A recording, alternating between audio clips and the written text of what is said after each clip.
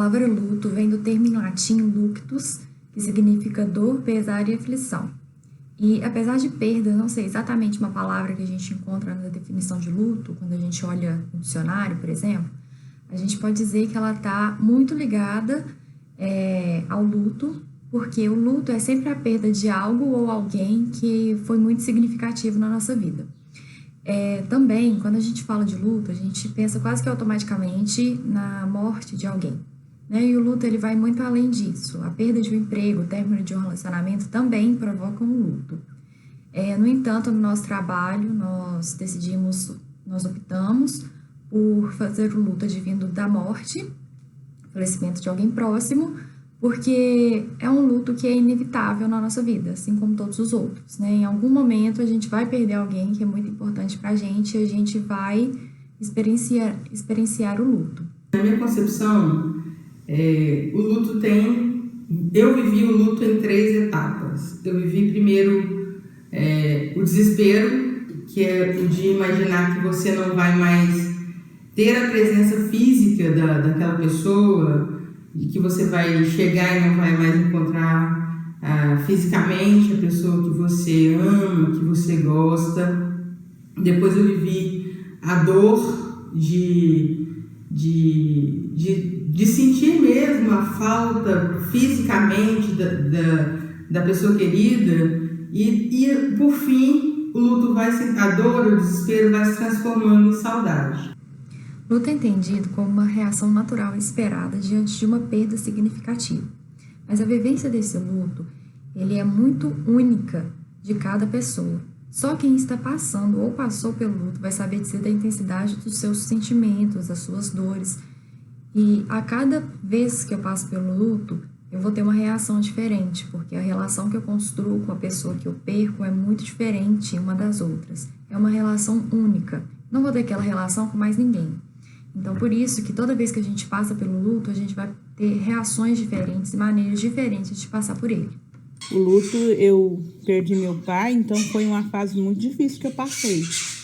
E é uma dor insuportável.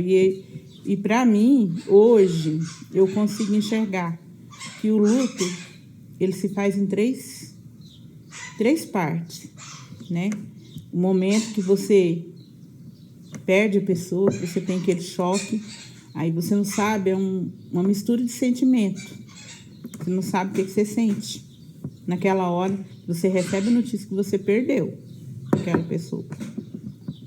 Depois, você passa por, tipo, uma revolta. Você se fecha, você se revolta, você fica nervosa, né? Você não sabe por que aquilo aconteceu. Você fica se perguntando por que aquilo aconteceu. E, por último, né, que é o sepultamento. O sepultamento da pessoa não acontece naquele dia que você leva ele para o cemitério. O sepultamento ele vai acontecendo aos poucos, né? Aí você, com o passar do tempo, aí que você vai sepultando aquela pessoa. Aí vem aquele sentimento de perda.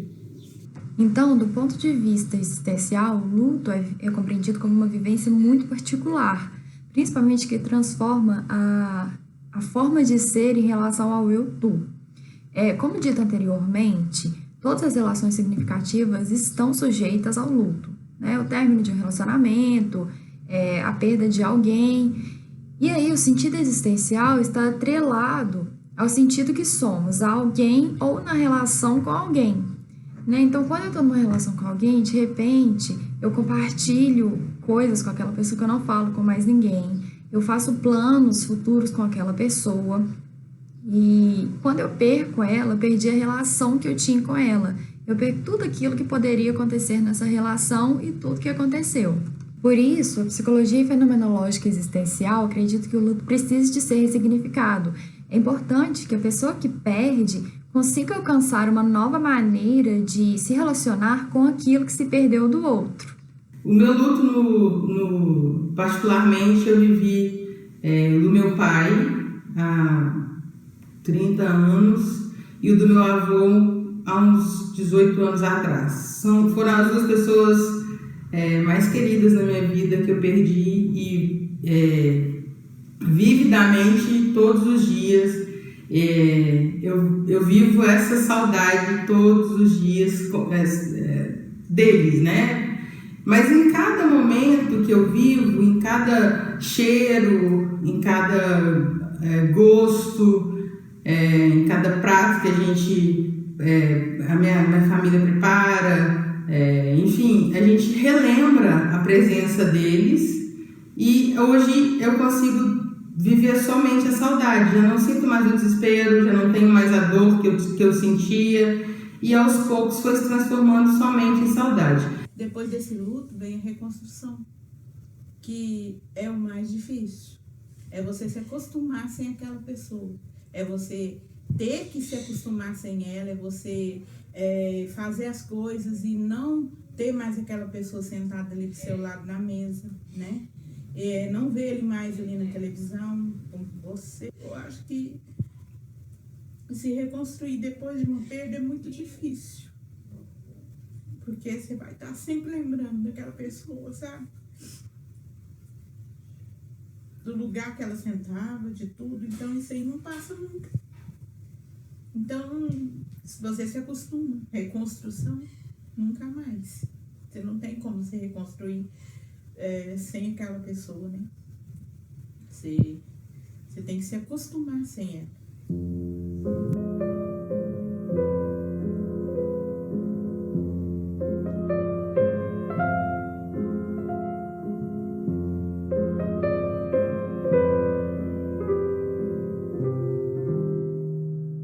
Luto, nós vemos fases dele, né? Tem gente que nega no início, raiva, tem uma barganha, tem uma depressão e por fim tem uma aceitação, né? Existe até uma autora de Helena Klubler, ela falava sobre isso, mas para o ser humano entender essa complexidade, ele precisa estar bem amparado por políticas públicas de saúde, ter um nível emocional fortalecido, trabalhado e principalmente eu creio muito também numa questão de espiritualidade, né? A pessoa tem que ter a sua questão espiritual bem trabalhada para aceitar o luto.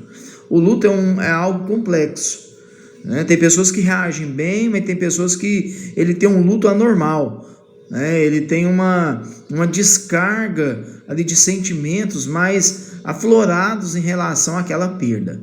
Mas nós, como profissionais de saúde, né, nós temos trabalhado isso a cada dia, porque nós entendemos que o luto ele faz parte do processo da pessoa alavancar, né, sair de uma situação complicada e continuar, né, no dia a dia sua vida normal, a sua vida profissional e assim por diante.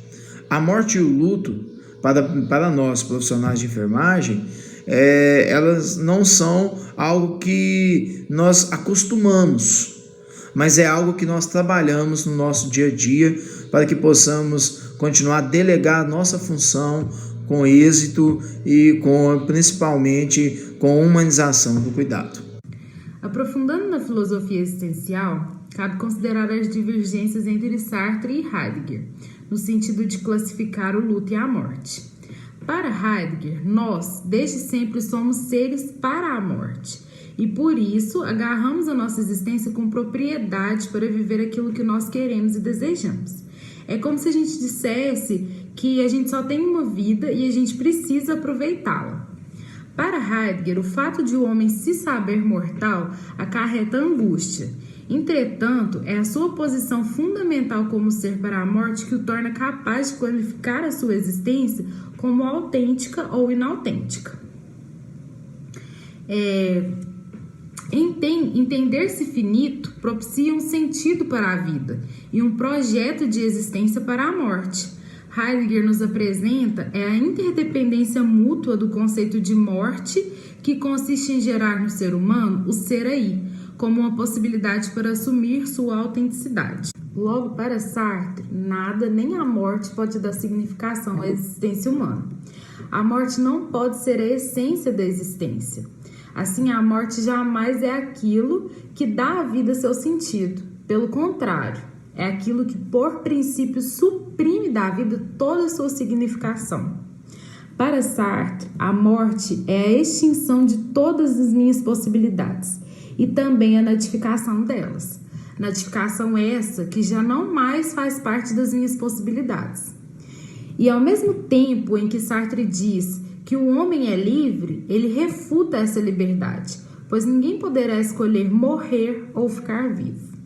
Com isso, a morte se torna um fenômeno absurdo, pois, como já fora dito, não se pode escolher não morrer.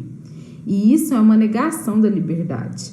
Sartre ainda pontua que o ser é livre apenas em sua existência, mas a morte é a negação da existência e a devolução involuntária do ser ao nada. Assim, a morte retira da existência toda a sua significação.